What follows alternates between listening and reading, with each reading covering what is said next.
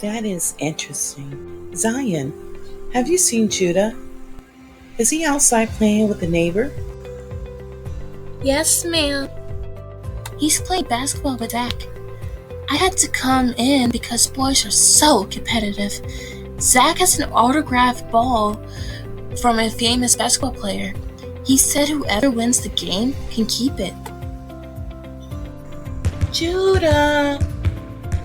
8 seconds left on the clock. Judah comes down the lane, sets up the shot, and he scores.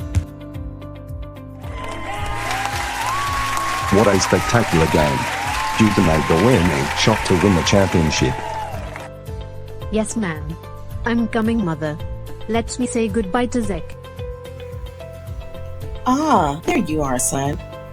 Did you enjoy playing basketball with Zach? Who won? Yes, ma'am. I had lots of fun, and I won the basketball game. As a winner, Zach made his autographed basketball the prize. I guess you can call it the spoils of war. If Zach is your friend, you shouldn't take anything from your friend, even if he gave it to you as a prize for winning a game. This reminds me of a story from the Bible and how the Israelites took spoils of war when the Most High gave them a strict order to destroy everything. Listen carefully. This is the story of Saul and how he lost his favor with the Most High.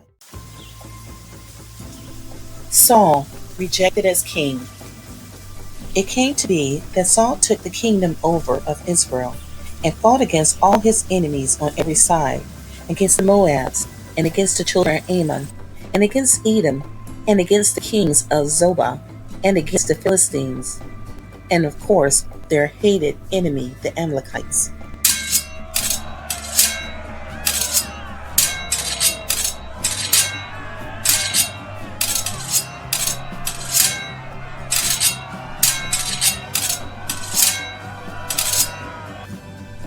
And there was war against the Philistines all the days of Saul. And when Saul saw any strong man or valiant man, he took him as a soldier for himself. And it came to pass that Samuel kissed the king.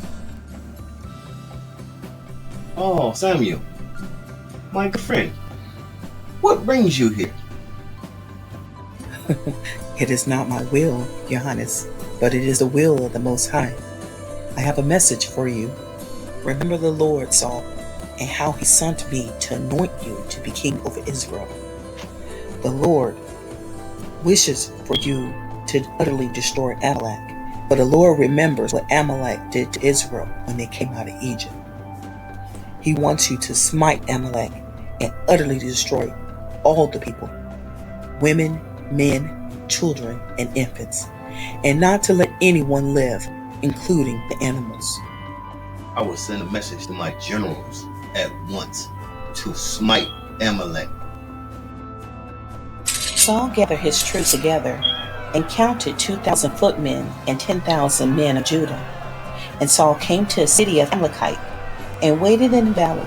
Saul and his troops smite the Amalekites. He took Agag, the king of the Amalekites, alive.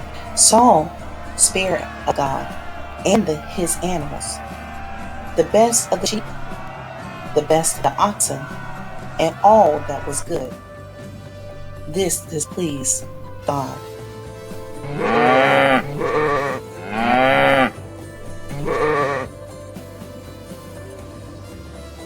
Saul, what is I hear bleeding in my ears? I shall tell you what the Lord has said to me this night. Has not the Lord chosen you to be king over all the tribes of Israel? And the Lord has sent you to utterly destroy the sinners of the Amalekite and fight with them till they be destroyed. So why didn't you obey the voice of the Lord? Did the Lord ask you for a sacrifice? Behold, to obey is better than sacrifice, for rebellion is the sin of witchcraft, and stubbornness is iniquity and adultery. Because thou hast rejected the word of the Lord, he has also rejected thee from being king. I have sinned, for I have transgressed the commandments of the Lord and thy word, because I feared the people and obeyed their voice. Now, therefore, I pray thee, pardon my sin, and turn again with me, that I may worship the Lord. Please, Samuel, Please, is there any way that I can show my favor to the Lord, that he may give me recompense? Your sins cannot be atoned by any sacrifices or any pleading. You have lost your favor with the Most High. This will be the last time you see me, Saul, for I shall never come to see you again. Samuel leaves on his way, never to return to see King Saul ever again. And that is how Saul lost his favor with the Most High. So you see, Judah, although your friends say you can win his basketball as a prize, you shouldn't take from your friends. Every spoil of war, as you said, isn't good. Now, what are you going to do to make things right with Zach? I never thought about it like that, mother. I'll be back. I have to return this basketball back to Zach and let him know that I was wrong for accepting it in the first place. Hey Zach.